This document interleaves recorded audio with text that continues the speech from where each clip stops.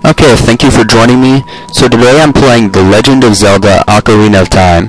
It was originally released in 1998 for the Nintendo 64, but it has since been re-released for the Nintendo GameCube, the Wii Virtual Console, and just recently in the last year it was released on Nintendo 3DS.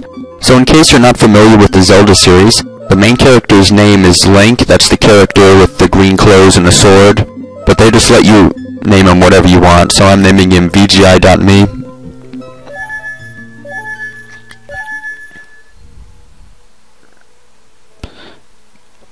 So right now they're just going through the opening cutscenes.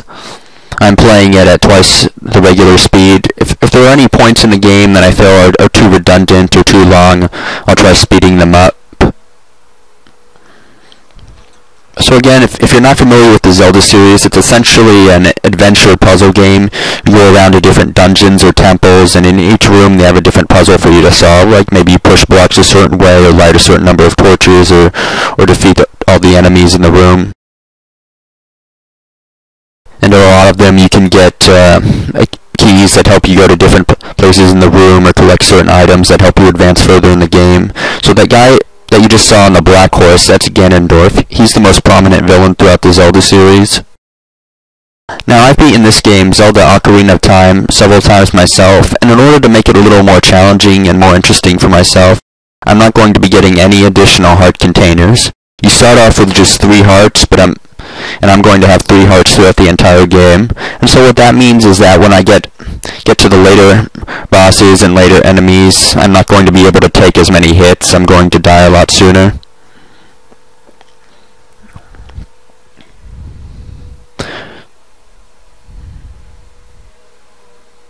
Alright, so we're just waiting for this opening cutscene to complete.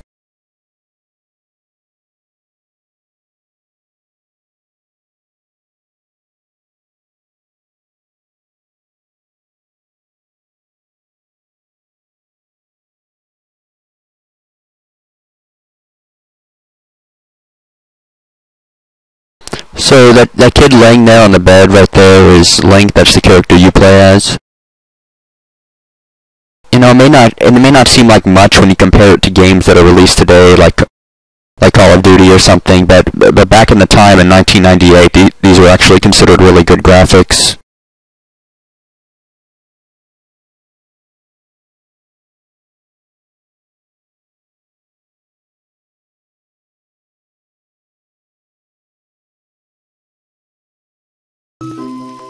So finally I'm able to play and move around. So if you're watching the opening cutscene, you saw that the Great Deku Tree or something had summoned me. So I guess after looking around a little, that's where I'll go.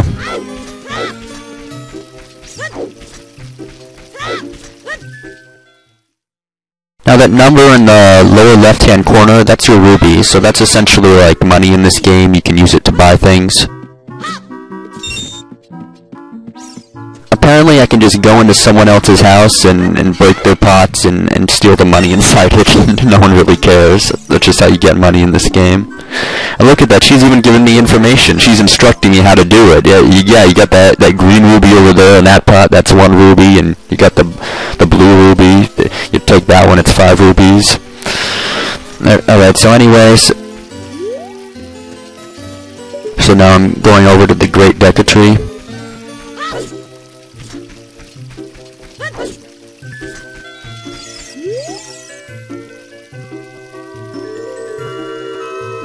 Mr. No Fairy. I have a fairy now. And this guy is so arrogant, you're not even a real man without a fairy.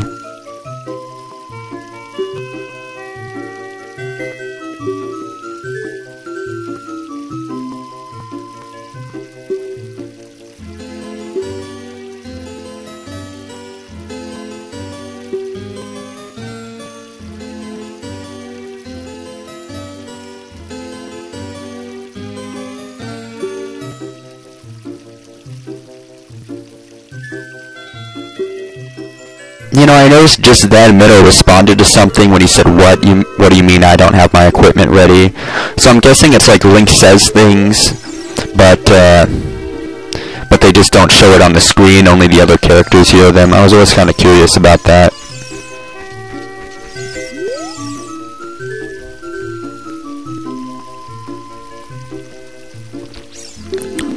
So essentially he's saying he's not going to let us pass unless we get a sword and a shield first. So the shields they sell at the shop over there for 40 rubies. And I'm sure I can find the sword laying around here somewhere. Oh, that's really helpful.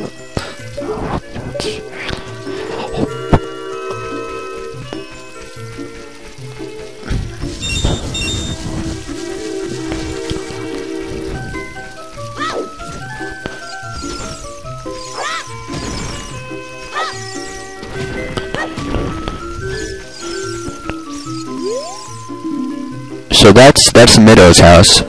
The guy I just talked to wouldn't let me pass. Now I don't like this guy, so you know what I'm gonna do about it? I'm just gonna loot his house, gonna take everything in it. And he wanted me to get a shield, so he doesn't mind.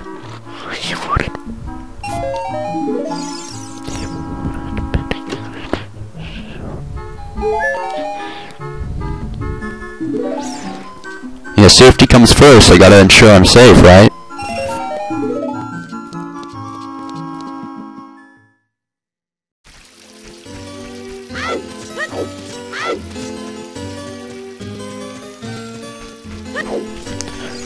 Man, that middle guy, if he was so great, why did he only have like 11 rubies stashed up? Shouldn't he have more sitting there?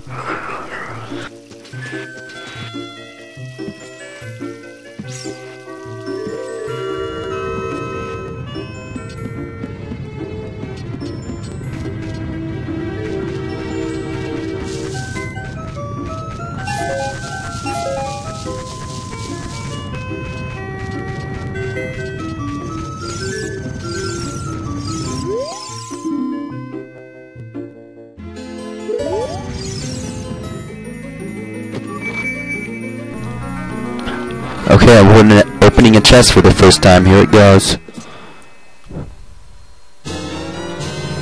Alright, I just got a sword, so I'm already halfway there to getting to the Great Deku Tree.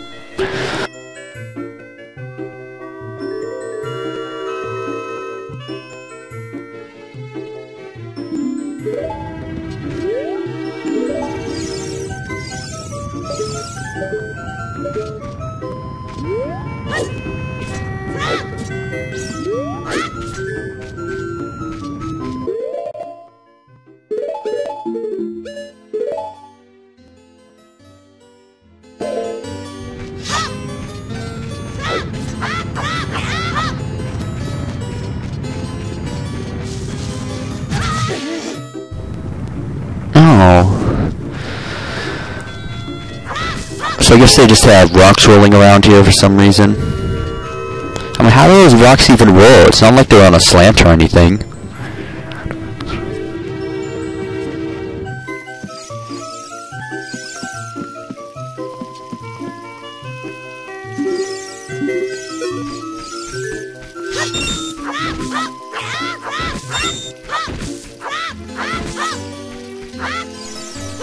You know that old saying, money doesn't grow on trees? I guess in this game, money just grows out of the ground or something. You grow a plant and there's money inside it.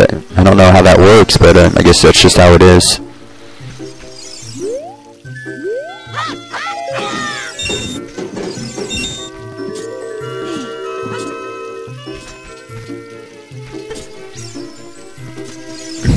So this Link guy, he vandalizes signs, he steals, and everyone's just sitting there smiling at him. I guess that's just the normal thing that goes on in this neighborhood.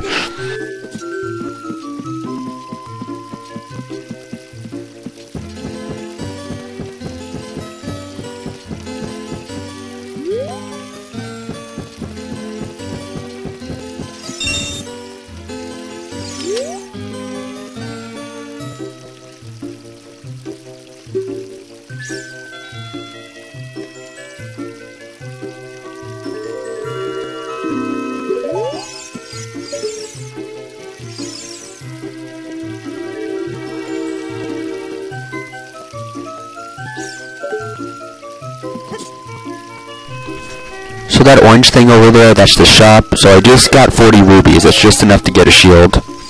Oh, hey, I got an additional 5 rubies. Oh, I hate it when people interrupt me.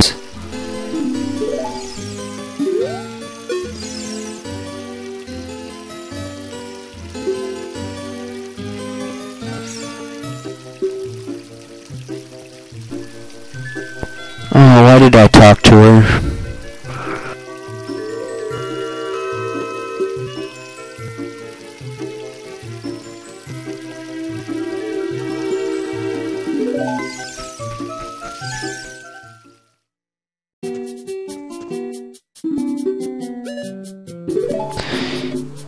You know, as much criticism as people give the CDI games, at least the guy on the Magic Carpet guy, if you've seen all these YouTube poops and things, he just says, there is no time, your sword is enough. And that's kind of how I feel now. Like, I don't even want to bother getting the shield and all this stuff. I want to just say, you know, there's no time, my sword's enough. But no, he makes you get the shield and all this other stuff, so... But we got it now, so let's go.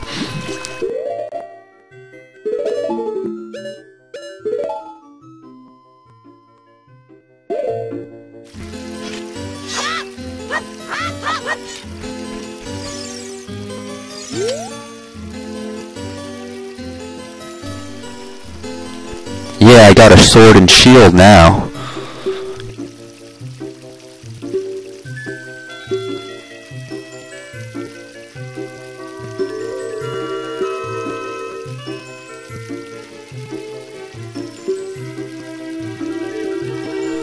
I don't care if you accept me or not. Who cares about your acceptance?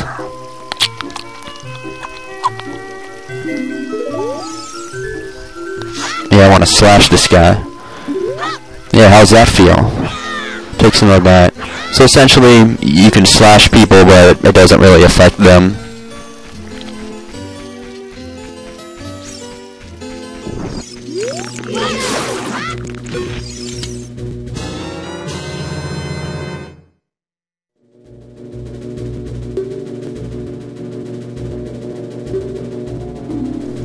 Alright, so I just got a Deku Stick.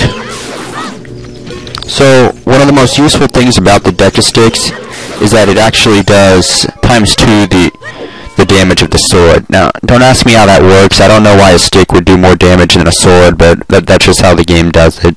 But also, the drawback to using the stick is that every time you use it, it breaks, so you have to use up a new stick for each hit.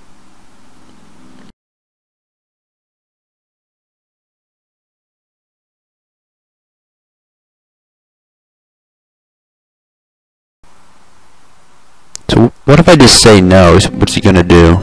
I always just say yes to this.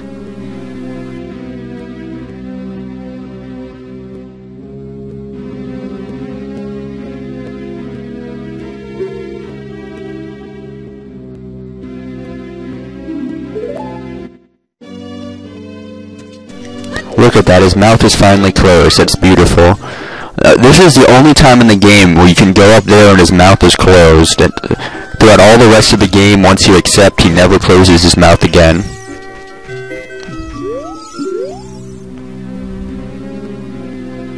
Alright, well, I gotta progress in the game now, so I guess I'll just say yes.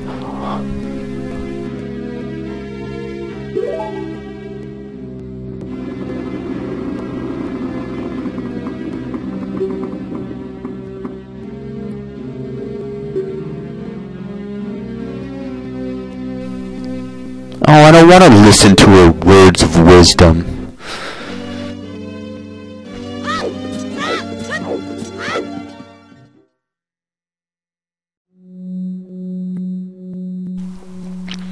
Alright, so we're in the first, I guess you call it a dungeon.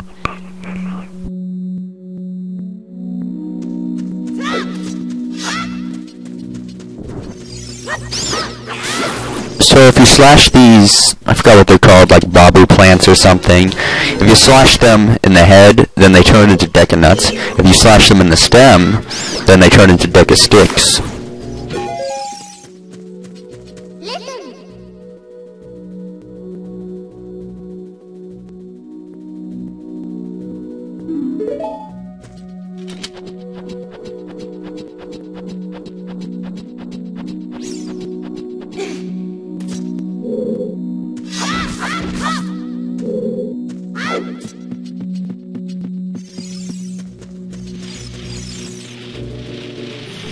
Okay, so when they have large chests like this, that means it's an item that you can only get once, so right now it's probably the map or compass.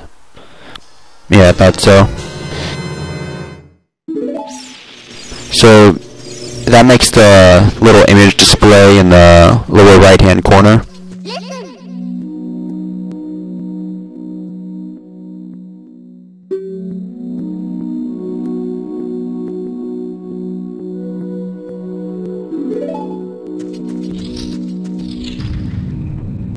Okay, so now this is why you need to have a shield, because you have to reflect these nuts back at him.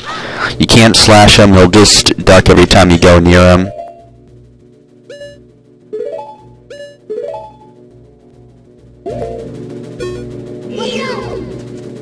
You can't use the Deku nuts either, those don't affect him. So I just have to use my shield here and reflect it back at him. You see, now this guy is actually smart here. Where he just says, "Forgive me," and he just runs away. I mean, at least he's alive, so now I know that those other enemies who don't ask me to spare them, those are all, they know what they're doing. They just aren't smart enough to run away. They're just too stubborn. So now I feel perfectly justified in killing all those other creatures throughout the game.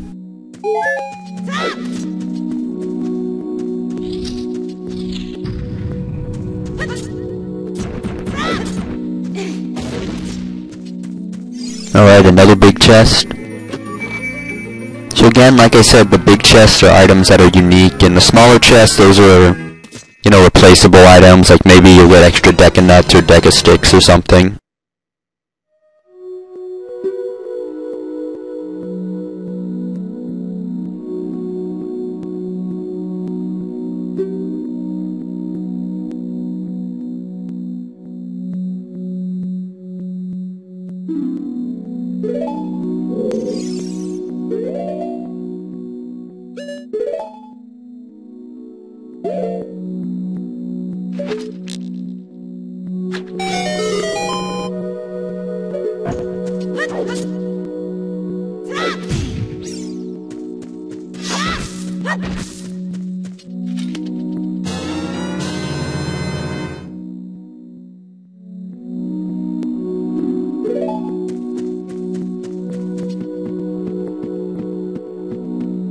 You know, this probably isn't a significant deal, but I just noticed they used the term bullets. I mean, was there even bullets back in this time, or I guess they're just doing that, maybe breaking the fourth wall just to make it simple for you to understand.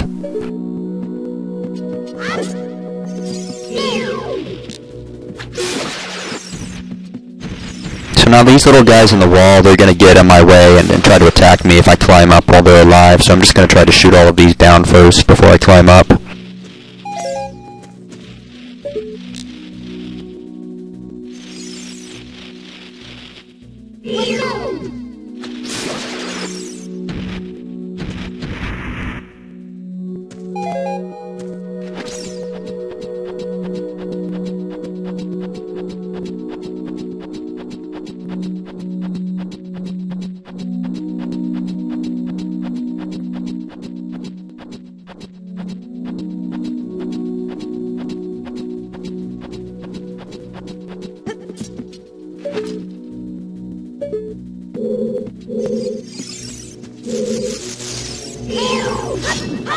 So, if you attack it in the front, that's its skull, that's its strong point, you can't harm it. But if you attack it in the back, it just dies.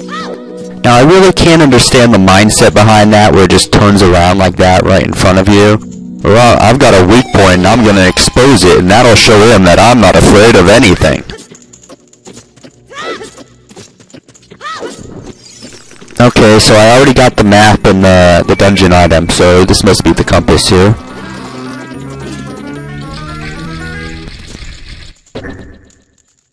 So pretty much every dungeon has its own unique item that you use to progress further in the dungeon. Like in this one, it's the slingshot, along with the map and compass. So you're probably gonna, if you see 3 big chests, those are probably going to be it.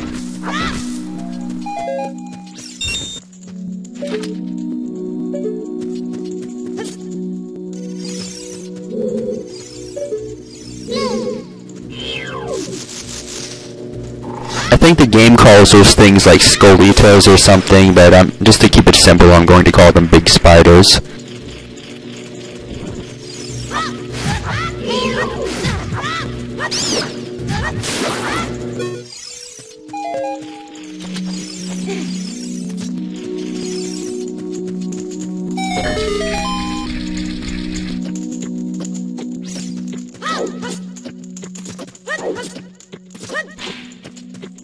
Oh, you see that right there in the back?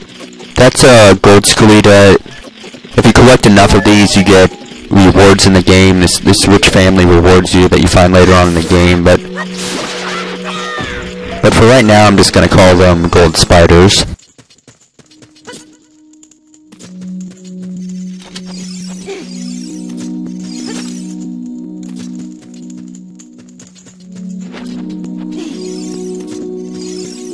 Okay, so you can take this stick, and it catches on fire, so you can use that to light torches and things. Now, I don't know why there's a torch inside of a tree. That just seems like a fire hazard, if you ask me. I mean, were there actually other people in the village who went in there and placed those torches in there?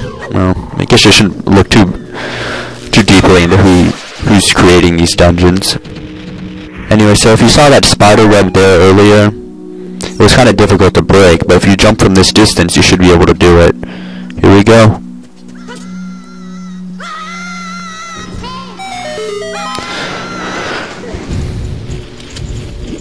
Okay, so we're already around halfway through this dungeon. We still got a ways to go.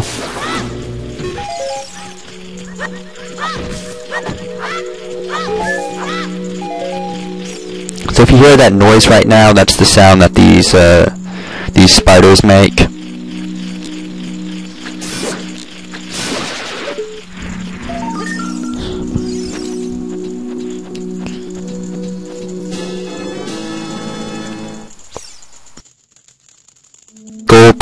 I've always been calling them like skolitas or something. I can never get the pronunciation just right for these names.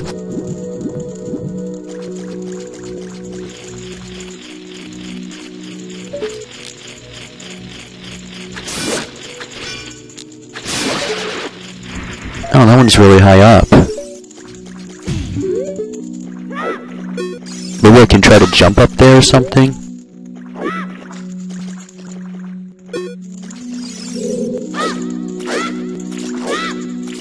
No, I guess it's too high.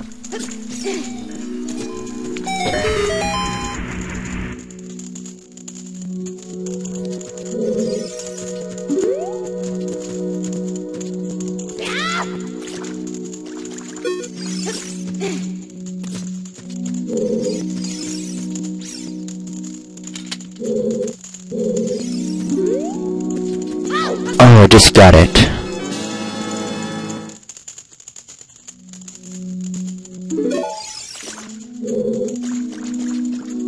Okay, so that's that small chest I was telling you about earlier, so it probably just contains like Deku nuts or Deku sticks. Oh, a recovery heart.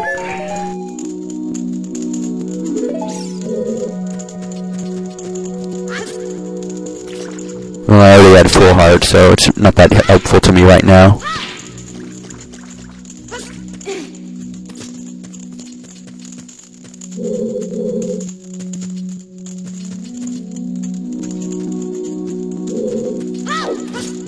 You know, I thought maybe I could jump over there because I did it with the gold spider. Yeah, it looks like it's too far though. Did you see that web over there? I think if I could bring the fire, maybe I could burn that web off.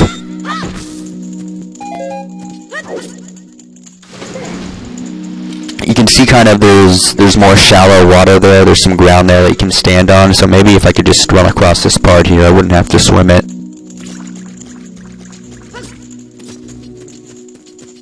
Alright, there we go. And if you leave the stick out on fire too long, it's gonna burn up and use up sticks, and I don't really want to do that unless it's necessary. Okay, so another one of these guys. You can hit him with the slingshot, but just to make it easier and conserve ammo, I'm just going to use the shield.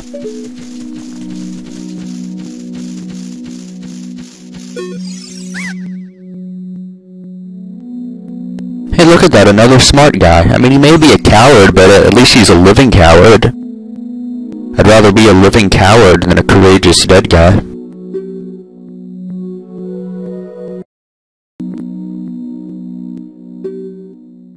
Yeah, you're a traitor, but at least you're a living traitor. Okay, if you see that eye right there, you just hit that with the slingshot and then you can go through. There are going to be a lot more eyes like that throughout the game.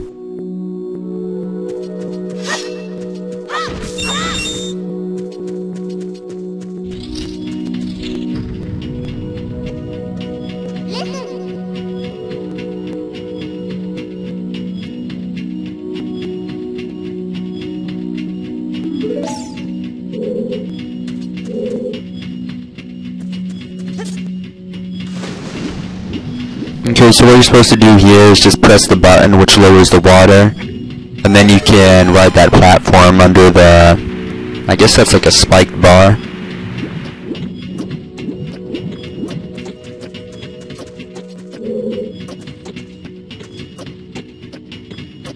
You know, I wonder what's energizing that. Are there like little hamsters on a treadmill in here somewhere that's just energizing all these bars and things and these platforms?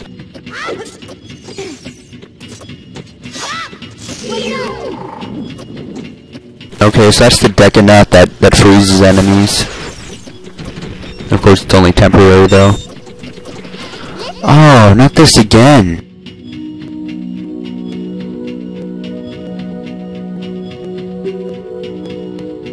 I don't mind it so much when it's optional, when you have the option of pressing up in order to talk to her, but these ones where Navi forces you to talk, that's just really irritating to me.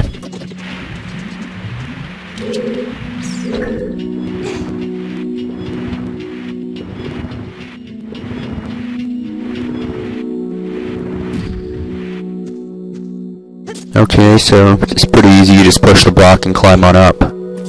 There are going to be a lot more of those blocks throughout the game, though.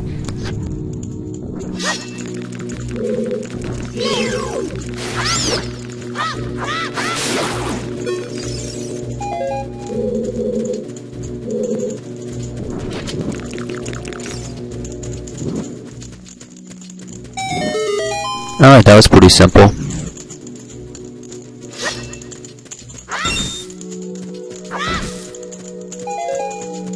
I just want to make sure there's nothing else I missed in the game. It seemed like that was a little too easy.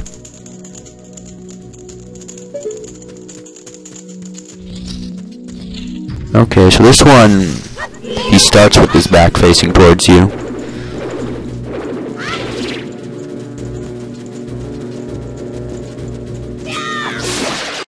So I guess that's one way to take them out if you don't want to wait for them to show their back to you.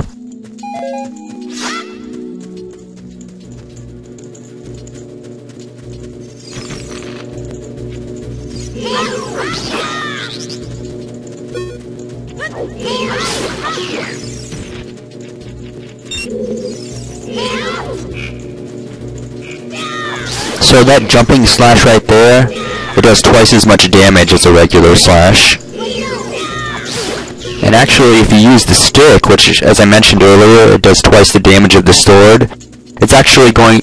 a jumping slash with a stick, it's actually going to do 4 times damage of a regular slash with your sword. So I'm just going to be calling that a jumping stick from now on, just to make it simpler. So you see that wall right there in the back? You can actually come back later with the bombs and blow that up, and you'll get one of the gold spiders. But I'm probably not going to bother with that.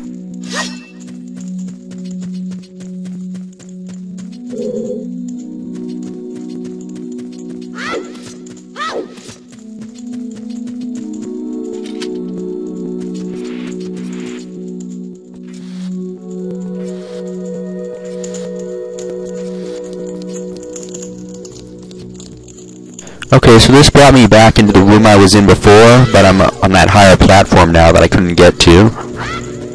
And you see that block over there on the left? If you push that over, that actually lets you get back here without going through all this again. And there are a lot of things like this throughout the Zelda series, so that way if you if you redo the dungeon later, you don't have to go all through the dungeon again. You can just basically pick up where you left off.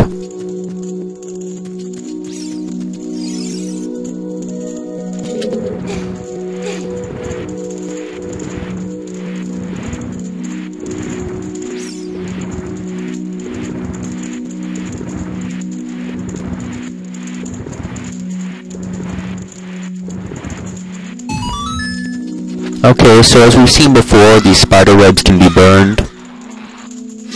So it looks like I can't just cut it regularly, I have to get the fire.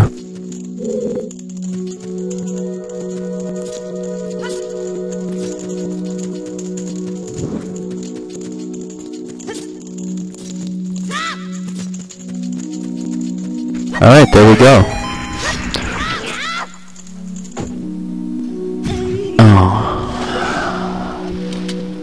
Okay, they give you some recovery hearts here, so it's not a big deal.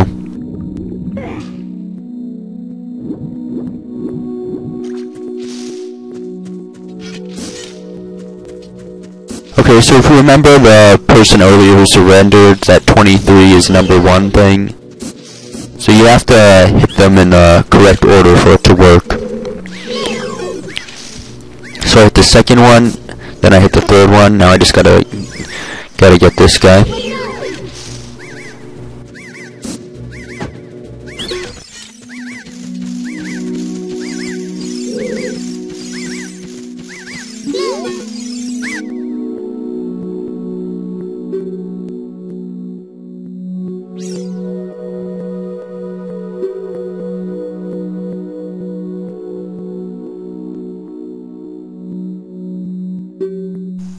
Hey, you even left a heart for me. How polite of him.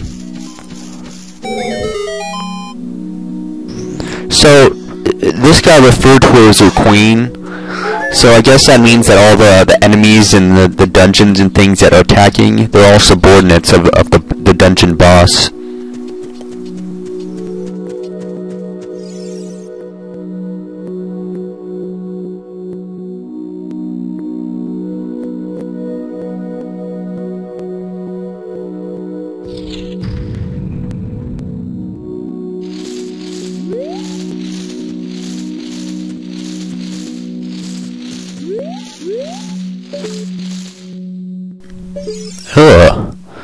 Alright, there's the dungeon boss right there. It's pretty creepy. So there are two ways to stun it. One is to hit it in the eye with a slingshot while the eye is red like that. Another is to throw the Deku nuts at it. And then while it's stunned, you can just hit it with the sword or what.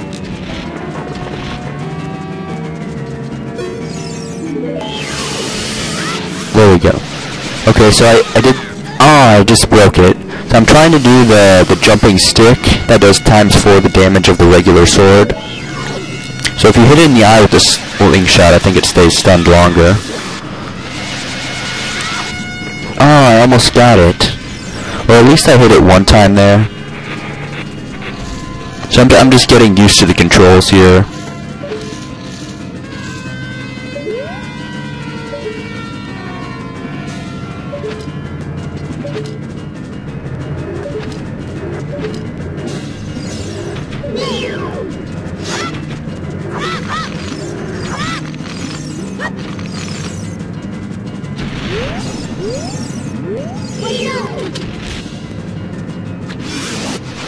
There we go, I got it.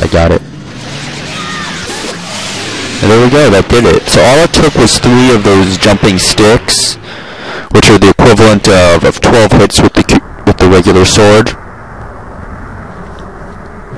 And that took care of it.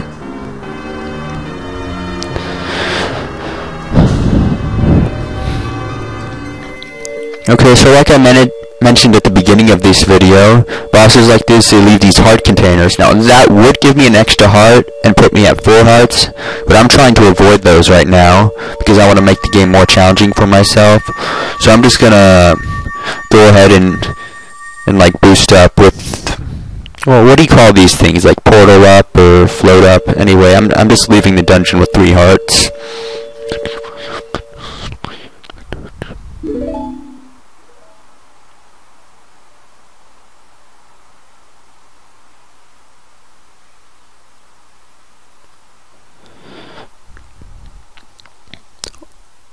so he gives you a question.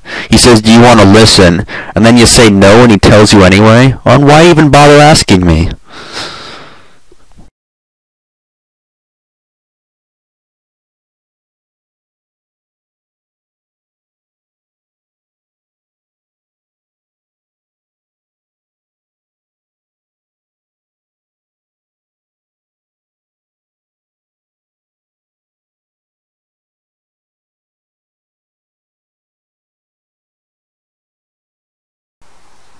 Okay, so he's just going over this story about Ganondorf and the goddesses and the Triforce and things. So I have this at ×2 the regular speed.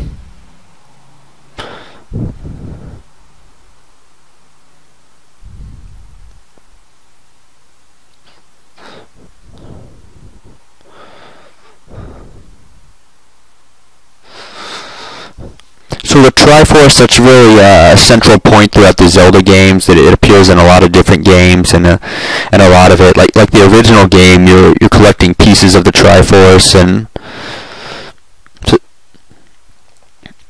so that's really a big point of the game, collecting these pieces of the Triforce in order to get power, or prevent the evil guy from getting power or something.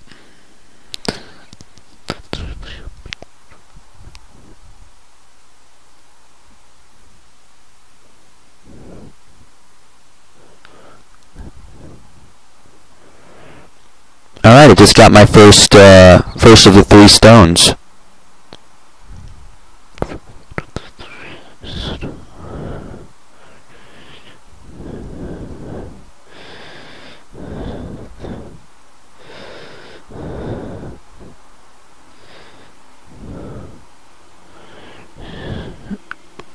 Wait, so he just died?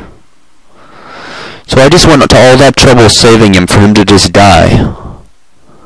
What's the point of that? That'd be like doing an operation and then the guy just dies anyway.